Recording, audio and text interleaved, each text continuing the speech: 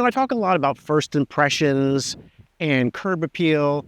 You work so hard on your landscaping and your painting and your hardscaping. It looks great during the day, but what happens at night when it's dark? Well, the place just disappears. It doesn't look good and it's not safe. So today I'm going to show you a very easy way to add landscape lighting. Go on. Now, the very first step in any landscape lighting project is to decide where you want the lights. Generally, it's nice to have the house anchored on the corners by lights. So I think I'm going to put a light here shining up, maybe one here and here. But let me show you the trees because that's where the magic really happens. Now, one common practice in landscape lighting is to uplight trees. It gives a really, really dramatic effect at night. So I think I'm going to put a light here and uplight this tree, probably the same for the other tree and even the lamppost. Now that we've determined how many lights we need and where they're going to go, we need to think about the wiring to power all of these lights. It's going to be one continuous piece looping all around the yard.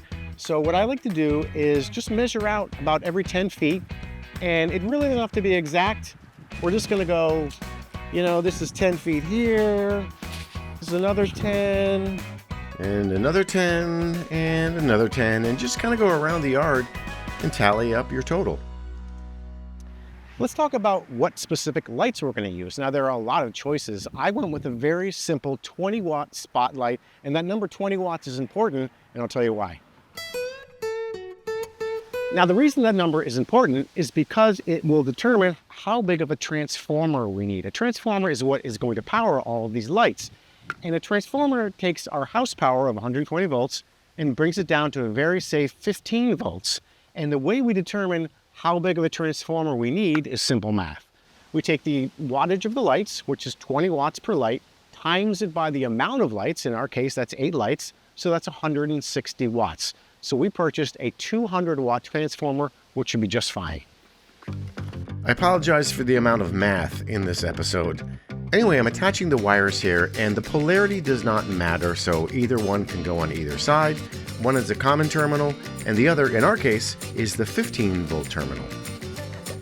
Now, to mount it, they give you this little template here, which is actually really helpful. A little bit of pre-drilling is always good. And you can see I'm taking advantage of covering an area of chipping paint that I just haven't quite got to yet. Take off the tape. And you can see I'm screwing in the screws not all the way because they'll fit right into these two little mounting hooks on the back of the unit. Okay, so how do we control when this comes on and off? Well, this has a built-in timer, so you can set it for when you want it to come on and come off. But it also has a photocell, which will use the ambient light to determine when the lights come on and when the lights come off. The photocell just plugs in on the bottom, and then I'll just attach it like I did the transformer, pre-drill, and a couple exterior screws.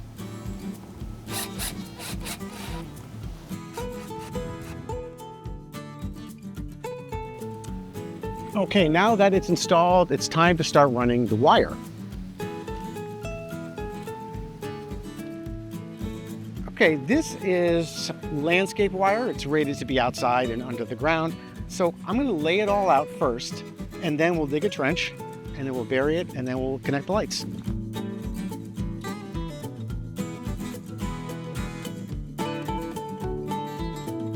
Now, when we get to an area where I'm going to have one of the lights, I like to leave a little bit of extra slack so we have room to adjust the light later. Now remember, this is one continuous piece of wire. So in my case, I have to kind of loop back around, and I ran into a problem where I needed to get past this stone walkway, and I'm going to just simply tuck it in here later.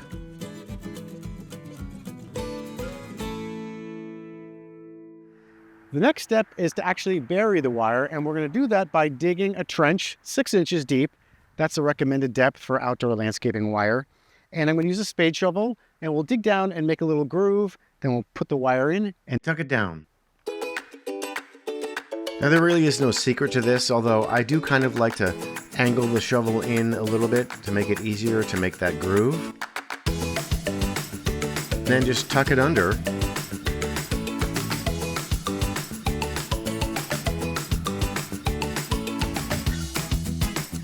and then just do some fancy footwork and cover it up. Now for the beds, it's really easy because you can just simply cover it with mulch. And like I mentioned before, just tucking this into the space to get past the walkway. The next step is to actually attach the lights to the wire, and in our case, this brand, it's pretty cool. It's actually really easy. You've got two little spikes here, and you simply insert the wire in between the spikes, and the spikes penetrate the sheathing and connect to the wire, and that's it. And one of the things I like about these lights is that they have a color temperature control, so you can switch from really a cool light all the way to something really warm.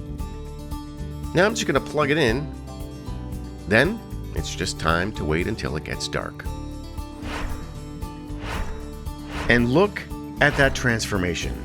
I mean, not only is it safer, but man, it looks so much better.